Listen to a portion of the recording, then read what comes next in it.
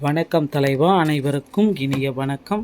இன்றைக்கி நாம் இந்த வீடியோவில் எதை பற்றி பார்க்க போகிறோம் அப்படின்னு பார்த்தீங்கன்னா, தமிழ்நாடு அரசு பணியாளர் தேர்வாணையம் டிஎன்பிஎஸ்சியோடைய குரூப் 4 நோட்டிஃபிகேஷன் எப்பொழுது வெளியிட போகிறாங்க, இதை பற்றி இந்த வீடியோவில் முழுமையாக நம்ம பார்க்க இருக்கோம். நம்ம சேனலில் நீங்கள் புதியவராக இருந்தீங்கன்னா ஒரே ஒரு சப்ஸ்கிரைப் அண்ட் பெல்லை மட்டும் கிளிக் பண்ணி வச்சுக்கோங்க. டிஎன்பிஎஸ்சி குரூப் 4க்கு படித்து கொண்டிருக்கிற தேர்வர்களுக்கு ஒரு மகிழ்ச்சியான செய்தி. இந்த ஆண்டோடு குரூப் 4 விதிகளில் மாற்றம் செய்ய போகிறாங்க. ஸோ குரூப் 4 குறித்த ஒரு 2 புதிய அப்டேட்டை இந்த வீடியோவில் நீங்கள் பார்க்கலாம். நம்ம சேனலில் குரூப் 4 சம்மந்தமான மெட்டீரியல்கள் அனைத்தும் இலவசமாக வழங்கப்படுகிறது. நீங்கள் செய்ய வேண்டியது எல்லாமே சப்ஸ்கிரைப் அண்ட் பெல்லை மட்டும் கிளிக் பண்ணாலே போதும். ஸோ டிஎன்பிஎஸ்சி குரூப் 4 தேர்வு ஆனுவல் பிளானரில் அறிவிச்சிட்டாங்க. ஸோ கண்டிப்பாக ஜனவரி இறுதிக்குள்ளார இதற்குண்டான அறிவிப்பு நோட்டிஃபிகேஷன் வெளியிட்டுருவாங்க. இந்த அறிவிப்பில் குரூப் 4 காலி பணியிடங்கள் அப்படின்னு நம்ம பார்க்குறப்ப 26,000க்கு மேற்பட்ட காலி பணியிடங்கள் இருக்கும். சென்ற ஆண்டு குரூப் 4 எழுதியவர்கள் தேர்வு அட்டன் பண்ணவங்க அப்ளை பண்ணவங்களே பார்த்திங்கன்னா 28 லட்சம். வரலாற்றிலே முதல் முறையாக இவ்வளவு அப்ளை பண்ணதுனால குரூப் 4 விதிகளில் மாற்றம் செய்ய இருக்காங்க. அப்படி என்ன சார் மிகப்பெரிய கவனத்தோடு இருக்கணும் தேர்வர்கள், இந்த ஆண்டு தான் இறுதி வாய்ப்பு.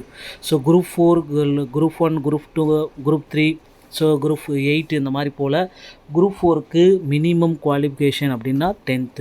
ஹையர் குவாலிஃபிகேஷன்னா எது வேணாலும் இருக்கலான்ற அளவுக்கு போயிட்டுருக்கு. டிகிரி, பிஎஸ்சி, எம்பில் என்ன வேணாலும் படிச்சிருக்கவங்க குரூப் 4 எழுதுறான்ற அளவுக்கு போயிட்டுருக்கு. ஸோ ஒரு 10ஆம் வகுப்பு படித்த நபரால் கலெக்டர், சப் கலெக்டர் வரைக்கும் போக முடியும் அப்படின்னா இந்த குரூப் 4 தேர்வு மட்டும்தான் உங்களை கொண்டு செல்லும். ஓகேங்களா? ஸோ டிஎன்பிஎஸ்சி பார்த்திங்கன்னா இந்த ஆண்டோடைய இறுதியில் அந்த குரூப் 4 விதிகளில் மாற்றம் செய்யிருக்காங்க. மதுரை உயர்நீதிமன்றமும் இதில் ஒரு முக்கிய பங்கை வகிக்கும் அப்படின்னு சொல்லிட்டுருக்காங்க. ஸோ பரிந்துரைகள் படி குரூப் 4 விதிகளில் மினிமமாக இந்த 10th 12th தான் இருக்கணும், அதுக்கப்புறம் டிப்ளமோ வர்த்திக்கு தான் கொண்டு போவாங்க அப்படின்ற அளவுக்கு யோசனைகள் வந்திருக்கு.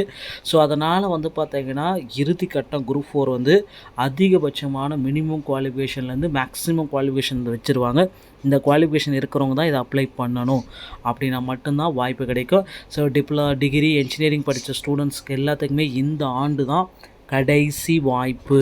ஸோ அதனால் அடுத்து பார்த்திங்கன்னா குரூப் 4 மட்டும்தான் உங்களுக்கு ஒரு ஃபைனலான இதுன்னு சொல்லலாம். ஸோ அதனால் குரூப் 4க்கு ஒரு தவம் இருந்து படிங்க, நேரத்தை பயன்படுத்திக்கோங்க, படிக்கிறதுல ஃபோக்கஸ் மட்டும் பண்ணிக்கோங்க.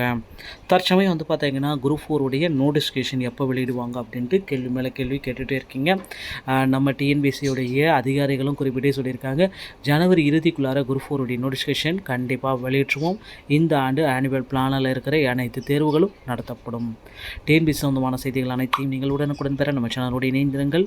அடுத்த வீடியோவில் இன்னொரு செய்தியோடு உங்களை சந்திக்கிறேன். நன்றி, வணக்கம்.